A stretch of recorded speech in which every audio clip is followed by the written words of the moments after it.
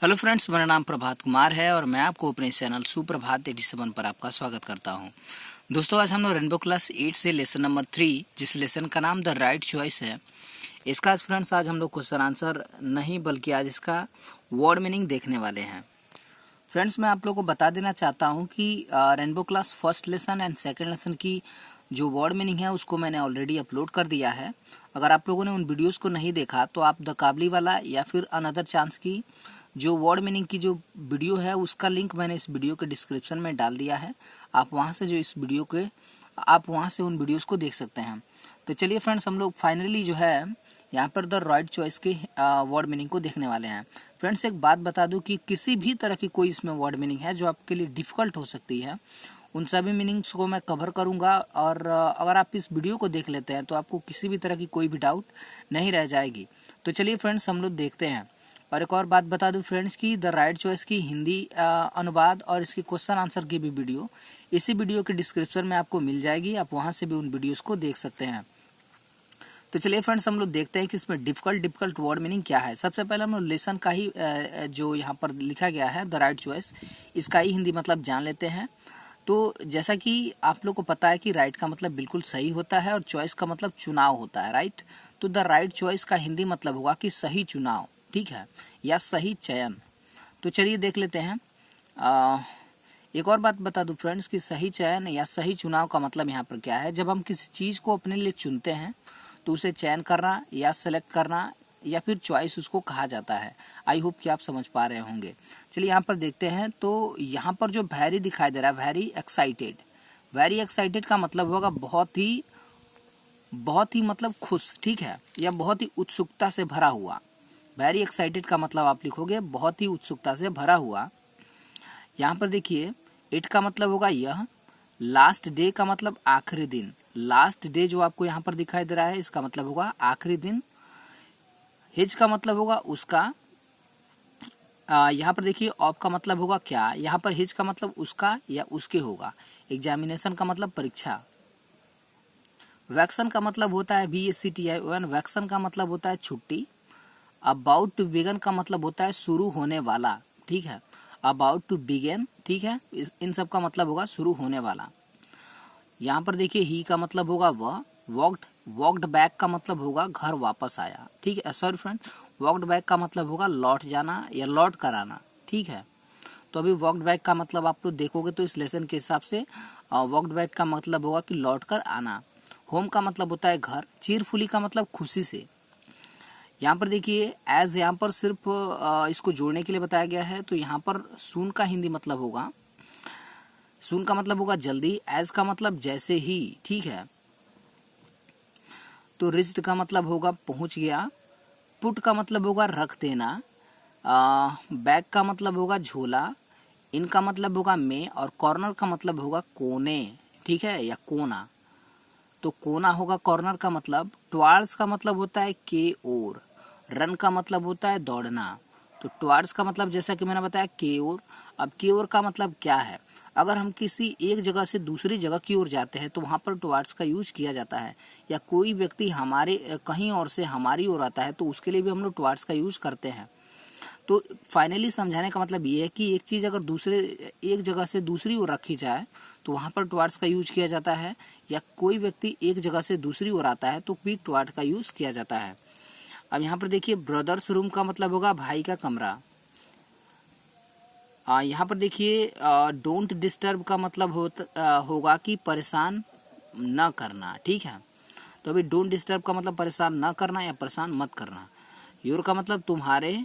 और ब्रदर का मतलब भाई। अभी देखते हैं, यहाँ पर देखिए, एग्जाम्स का मतलब होगा परीक्षा। और येट का मतलब होगा अब तक। ओवर का मतलब होता है खत्म होना। YET, येट, ओवर का इन दोनों का मतलब होगा अब तक खत्म ना होना, ठीक है। तो अभी देखिए, यहाँ पर सैड का मतलब होगा कहना या कहा। सैड का मतलब कहा। टर्न, यहाँ पर देखिए, टर्न का मतलब होता है मुड़ जाना। रूम का मतलब होता है कमरा। सैडली का मतलब उदासी पूर्वक। अभी यहाँ पर देखो फ्रेंड्स, जो प्रिपेयरिंग लिखा गया है इसका मतलब होता है तैयारी करना।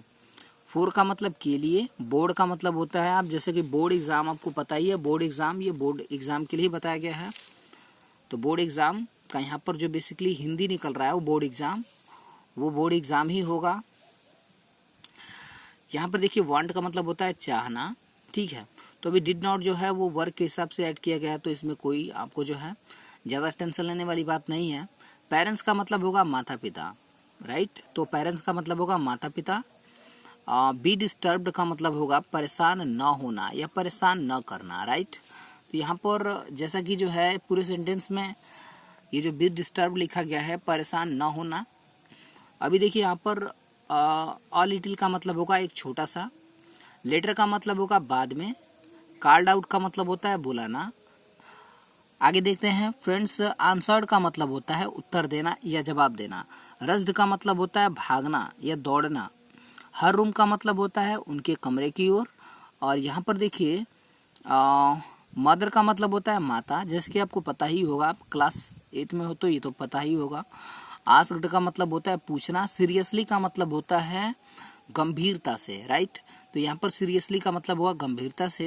एंड यहाँ पर आपको टेबल दिखाई दे रहा होगा, टेबल लैंप। टेबल लैंप का मतलब, यहाँ पर टेबल लैंप का मतलब होगा आपको पता कि जैसे मोमबत्ती या लालटेन जिसे कहा जाता है टेबल लैंप। इनका मतलब होता है मैं। मुकेश रूम का मतलब मुकेश का कमरा। नॉट वर्किंग का मतलब होगा काम नहीं करना, राइट। इज का मतलब होगा है। नीड्स का मतलब होता है आवश्यकता।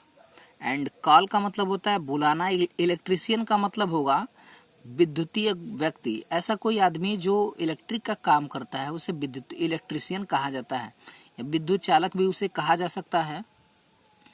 यहाँ पर देखते हैं फ्रेंड्स, कैन नॉट का मतलब होगा नहीं सकता। फिक्स का मतलब होता है बना देना या ठीक कर देना। हिमसेल्फ का मतलब होता है वह अपने आप, राइट। अभी देखिए यहाँ पर सो गुड का मतलब होता है इतना अच्छा। एट इट का मतलब होगा इसके लिए, ठीक है। तो अभी देखिए सो का मतलब इसलिए होता है, अगर आप अलग अलग देखना चाहते हो वर्ड मीनिंग, तो इनकी सो का मतलब इसलिए। गुड का मतलब होता है अच्छा। एट इट का मतलब होता है इसके लिए। राकेश सैड। यहाँ पर देखिए डोंट। आर्ग्यू का मतलब होता है, यहाँ पर देखिए फ्रेंड्स, आर्ग्यू का मतलब बहस करना या जबान लड़ाना या तर्क वितर्क करना होता है। तो यहाँ पर देखो फ्रेंड्स, जो डू लिखा गया है बेसिकली ये एक तरह का, इसमें कोई वर्ड मीनिंग इसमें नहीं है डू का, यहाँ पर कोई सार्थक मतलब नहीं है। तो फिर भी डू का अगर हिंदी अगर आपको जानना है तो डू का बेसिकली मतलब होता है करना, राइट। तो अभी इसका हिंदी बिल्कुल अलग है इस सेंटेंस के हिसाब से। Do as you are told, तो इसका मतलब यहाँ पर डू का कोई यूज़ नहीं है। बस इन सब का हिंदी मतलब ये हो रहा है कि तुम वैसा ही करो जैसा कि तुम्हें बताया गया है। तो यहाँ पर टोल्ड जो आपको दिखाई दे रहा है वो जो है टोल्ड का मतलब होता है बताया गया या मतलब जो कहा गया है, राइट। तो अभी देखो यहाँ पे देखो स्ट्रेनली। स्ट्रेनली का मतलब यहाँ पर क्या है, गुस्से से या क्रोधित से, राइट। ओवर हियरिंग का मतलब होता है, यहाँ पर देखिए ओवर हियरिंग का मतलब,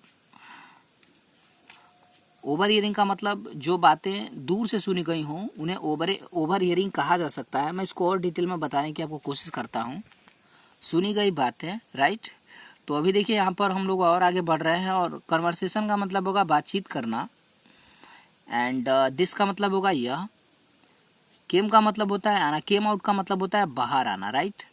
ओह का मतलब अरे होगा। और इसके अलावा जो है प्लीज़ का मतलब होगा कृपया। लेट मी ट्राई का मतलब मुझे देखने दो, राइट। तो अभी देखो टेक का मतलब होता है ले लेना। मोर का मतलब होता है और। देन हाफ का मतलब होगा आधे से अधिक, राइट। तो इन तीनों को अगर एक साथ हम लोग ऐड करें तो होगा मोर देन हाफ का मतलब होगा आधे से अधिक, राइट। तो अभी मोर देन हाफ का जोड़ोगे तो हो जाएगा आधे से अधिक। यहाँ पर देखिए एन हावर का मतलब होगा 1 घंटे। नो का मतलब होगा नहीं, ठीक है। और डोंट वेस्ट का मतलब होता है खराब न करना या व्यर्थ मत गंवाना। योर टाइम का मतलब होता है अपना समय, राइट। तो यहाँ पर देखिए योर टाइम का मतलब अगर बुक के हिसाब से देखा जाए तो अपना समय होगा, बल्कि अगर योर टाइम को अगर विदाउट बुक के देखते हैं हम लोग तो यहाँ पर ये होगा कि तुम्हारा समय, राइट। गो का मतलब होगा जाना। तो अभी आप लोग सोच रहे होगे कि हम लोग लिखेंगे क्या, तो तुम्हारा समय आप लिख सकते हो, राइट। तो अभी देखो गो का मतलब होता है जाना, एंड का मतलब और, सैलरी यहाँ पर देखिए स्टडी का मतलब होता है पढ़ाई करना, एंड फैमिली का मतलब होता है फार्मली, यहाँ पर लिखा गया फ्रेंड्स, बाय मिस्टेक मैंने फैमिली पढ़ दिया। तो यहाँ पर देखो यहाँ पे फार्मली बोला गया है, राइट। तो अभी देखते हैं हम लोग फार्मली का यहाँ पर मतलब क्या है, और जो है फार्मली से हम लोग क्या समझ सकते हैं। तो फ्रेंड्स फार्मली का मतलब जो होता है वो होता है मजबूती से, राइट। अभी देखिए यहाँ पर लिखा गया है क्वाइटली का मतलब चुपके से या चुपचाप से, टर्न का मतलब होता है मुड़ जाना, हिज रूम का मतलब होता है अपने कमरे की ओर, बट का मतलब होता है लेकिन, कुड नॉट का मतलब नहीं सका, ठीक है। कॉन्सेंट्रेट का मतलब होता है ध्यान देना, ये इसको हम लोग कॉन्सेंट्रेट बोलेंगे। कॉन्सेंट्रेट का मतलब होता है ध्यान देना। ऑन हिज स्टडी का मतलब होगा अपनी पढ़ाई पर, राइट। अब यहाँ पर देखिए ही वॉज ईगर, यहाँ पर देखिए ईगर यहाँ पर लिखा गया है टू यूज हिज इलेक्ट्रिकल्स। यहाँ पर ईगर का मतलब होगा उत्सुकता होना, मतलब ऐसी चीज। He was eager to use का मतलब ये होगा कि वह उस चीज को इस्तेमाल करना चाहता था, राइट। यहाँ पर ईगर का मतलब इच्छा होना या मन करना हम लोग बोल सकते हैं, राइट। इसका और भी मतलब हो सकता है। यहाँ पर किट का मतलब होगा टूल, टूल किट का मतलब होगा, यहाँ पर देखिए किट लिखा गया है। अभी देखो यहाँ पर लिखा गया फ्रेंड्स सेलेक्टेड का मतलब होता है चुन लेना, ठीक है। और ईच का मतलब होता है हर एक, टूल का मतलब होता है उपकरण, राइट। तो यहाँ पर विथ का मतलब होगा साथ। एटमोस्ट केयर, ठीक है, एटमोस्ट केयर का मतलब होता है देखभाल करना या ठीक से देखभाल करना। केप्ट का मतलब होता है निभाना, ठीक है। लुकिंग का मतलब होता है देखना। एट इट, तो अभी इसमें कोई वर्ड मीनिंग है नहीं। आगे हम लोग देख लें कंट्रोल, कंट्रोल का मतलब होता है नियंत्रण, ठीक है। तो कंट्रोल का मतलब होता है नियंत्रण करना या सब्र करना होता है। हिमसेल्फ का मतलब होता है उसे अपने आप पर। फाइनली का मतलब होता है अंत में। गॉड का मतलब पा लिया। अप का मतलब होता है, अप टू फिक्स का मतलब होता है कि ठीक करने का, ठीक है। यहाँ पर देखिए गो अप टू फिक्स मतलब वो ठीक करने चला गया। गो अप टू फिक्स, इन तीनों को आप एक साथ लिख सकते हो, गो अप टू फिक्स, तो वह ठीक करने चला गया। द लैम्प का मतलब होता है वही, जैसा कि मैंने बताया आपको, लालटेन आप लिख सकते हो। बाय द टाइम का मतलब होता है उस समय तक, ठीक है। टर्न का मतलब होता है लौट आना, ठीक है। रिटर्न का मतलब लौट आना होता है। हैड, हैड का मतलब यहाँ पर आप था बोलोगे, ठीक है। तो अभी ऑलरेडी का मतलब होता है पहले से ही। रिपेयर्ड का मतलब होता है कि ठीक हो जाना। वाव का मतलब बड़ी ही अच्छी बात है। यहाँ पर देखिए आप, ब्रिलियंट का मतलब होता है बहुत ही तेज तरार या कोई ऐसा व्यक्ति जिसके पास ज्ञान की कोई कमी ना हो। न्यू का मतलब होता है जानता था। एबल का मतलब होता है योग्य। टू डू इट का मतलब होता है इसे, यहाँ पर देखिए डू इट का मतलब होता है यह करना। एक्सलमाइट का मतलब होगा यहाँ पर खुशी से। सॉरी का मतलब होता है यहाँ पर क्षमा मांगना, ठीक है। अभी यहाँ पर देखो फ्रेंड्स, ट्रबल का मतलब होगा परेशानी। वर्क का मतलब होता है काम। ऑल राइट का मतलब होता है ठीक होना, और डन का मतलब होता है समाप्त हो जाना। तो फ्रेंड्स मुझे उम्मीद है कि आप लोग को चीज़ें काफ़ी आसानी से समझ में आ रही होंगी, और इसमें किसी भी तरह की कोई आपको प्रॉब्लम नहीं आ रही होगी। यहाँ पर देखते हैं फ्रेंड्स, इलेक्ट्रीशियन का मतलब जैसा कि अभी मैंने आपको बताया। यहाँ पर देखिए श्योर का मतलब होता है निश्चित रूप से। मस्ट हैव का मतलब, यहाँ पर मस्ट का मतलब अवश्य ही। आप देखते हैं, और रेडी का मतलब मैंने आपको बताया। एक्सपर्ट का मतलब होता है, यहाँ पर एक्सपर्ट का मतलब जैसे कोई व्यक्ति किसी चीज़ का एक्सपर्ट हो जाता है, ठीक है। मतलब आप इसे किसी चीज़ का विशेषज्ञ आप बोल सकते हो। एक्सपर्ट का मतलब होगा किसी चीज़ का विशेषज्ञ, राइट। एट होम का मतलब घर पर ही। यहाँ पर देखिए लेफ्ट का मतलब होता है जाना या लौट जाना। स्माइल का मतलब होता है, और स्माइल का मतलब होता है एक मुस्कान। अब विथ स्माइल के साथ आप, अगर आप तीनों लिखते हो मिला करके, तो यहाँ पर होगा एक स्माइल के साथ या एक मुस्कान के साथ। नाव स्टॉप का मतलब होता है, नाव का मतलब होता है अब, और स्टॉप का मतलब होता है रुक जाना। वेस्टिंग का मतलब होता है व्यर्थ गवाना। अब देखते हैं यहाँ पर गेट का मतलब होता है, गेट बैक का मतलब होता है वापस पाना। स्टडीज़ का मतलब होता है यहाँ पर पढ़ाई करना, और यहाँ पर देखते हैं ऑन द डे का मतलब होता है उस दिन। अनाउंसमेंट का मतलब होता है घोषित होना, ठीक है। और रिजल्ट्स का मतलब होता है परिणाम, ठीक है। तो अभी आगे हम लोग देखते हैं वेंट का मतलब होता है गया, और पेरेंट्स का मतलब मैंने आपको बताया ही। टैप्ड का मतलब होता है थपथपाना। सॉरी फ्रेंड्स, टॉप्ड लिखा गया है। टॉप्ड का मतलब होता है सबसे आगे निकल जाना या सबसे आगे होता है, राइट। तो अभी देखते हैं टॉप्ड का और भी कोई मतलब हो सकता है। फॉर एग्जांपल, जैसे कि कोई ऐसी जगह जहाँ पर कोई लगभग नहीं पहुँच पाए, टॉप का मतलब ये भी होता है सबसे ऊपर या सबसे उत्तीर्ण उसे कहा जा सकता है। आगे हम लोग देखते हैं इजी होता है, इजी का मतलब होता है आसान। यहाँ पर देखिए गेन का मतलब होता है हासिल करना। एडमिशन का मतलब होता है नामांकन। गुड कॉलेज का मतलब होता है अच्छा कॉलेज। और यहाँ पर देखिए वांट का मतलब होता है चाहना। कॉलेज तो वही है फिलहाल। तो अभी देखते हैं हम लोग और क्या है। यहाँ पर देखिए ज्वाइन का मतलब होता है सम्मिलित हो जाना। एंड कोर्स का मतलब आपको पता ही है, सब्जेक्ट होता है, विषय होता है। दैट का मतलब होता है जो। कैन हेल्प यू का मतलब होता है मदद कर सकता है, ठीक है। कैन हेल्प का मतलब होता है मदद कर सकता है। मी का मतलब होता है मेरा। टेक अप का यहाँ पर है कि जैसे कि यहाँ पर टेक का मतलब होगा लेना, अप का मतलब होता है ऊपर। तो इन टेक अप का मतलब मैं बेसिकली अलग अलग मतलब बताते जा रहा हूँ। और हॉबीज़ का मतलब हॉबी ही होता है। हॉबी का मुझे एक्चुअली कोई ऐसी चीज़ जो मतलब अपना शौक हो, ठीक है, तो हम लोग इसे हॉबी बोल सकते हैं। तो हॉबी का मतलब आप लोग शौक या पेशा बोल सकते हो। पेशा तो नहीं बोल सकते, क्योंकि पेशा की जो वर्ड मीनिंग होती है उसे प्रोफेशन कहा जाता है। तो हॉबी का मतलब हम इसे शौक बोल सकते हैं। यहाँ पर देखिए प्रोफेशन का मतलब होता है पेशा, ठीक है।